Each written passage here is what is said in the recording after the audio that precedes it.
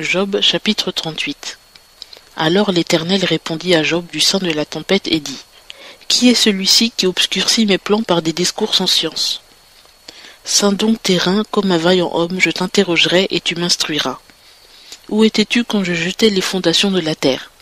Dis-le si tu as de l'intelligence.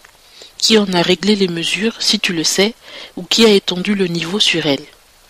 Sur quoi en a-t-on fait plonger les bases, ou qui en a posé la pierre angulaire, quand les étoiles du matin poussaient ensemble des cris de joie, et les fils de Dieu des acclamations, et qui renferma la mer dans des portes, quand elle sortit en s'élançant du sein de la terre, quand je lui donnai la nuée pour vêtement, et l'obscurité pour l'ange, et quand j'établis ma loi sur elle, quand je lui mis des verrous et des portes, et que je lui dis : Tu viendras jusqu'ici et tu n'iras pas plus loin.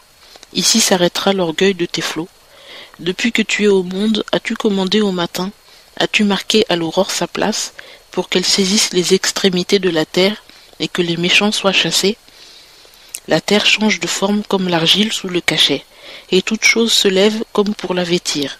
La lumière des méchants leur est ôtée, et le bras des menaçants est rompu. As-tu pénétré jusqu'aux sources de la mer, et t'es-tu promené au fond de l'abîme ? Les portes de la mort se sont-elles découvertes à toi, et as-tu vu les portes de l'ombre de la mort ? As-tu compris l'étendue de la terre ? Si tu sais tout cela, dis-le. Où est le chemin du séjour de la lumière ? Et les ténèbres, où est leur demeure ? Car tu peux les ramener à leur domaine et tu connais les sentiers de leur maison. Tu le sais, car alors tu étais né et le nombre de tes jours est grand. As-tu pénétré jusqu'au trésor de neige, et as-tu vu les trésors de grêle, que je réserve pour les temps de détresse, pour le jour de la bataille et du combat ? Par quel chemin se partage la lumière, et le vent d'Orient se répand-il sur la terre ? Qui a donné à l'averse ses canaux, et sa voix à l'éclair des tonnerres, pour faire pleuvoir sur une terre sans habitants, sur un désert sans hommes, pour abreuver les lieux déserts et désolés, et faire germer et sortir l'herbe ?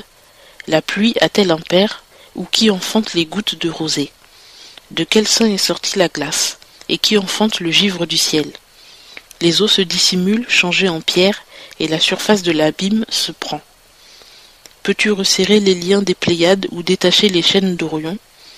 Fais-tu sortir en leur temps les signes du zodiaque, et conduis-tu la grande ours avec ses petits ? Connais-tu les lois du ciel, ou disposes-tu de son pouvoir sur la terre ? Élèves-tu ta voix vers la nuée pour que les eaux abondantes te couvrent ?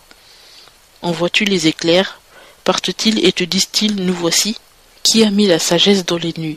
Qui a donné aux météores l'intelligence ? Qui compte les nuages avec sagesse ? Qui incline les outres des cieux, quand la poussière se délaie et se met en fusion, que les mottes s'agglomèrent ?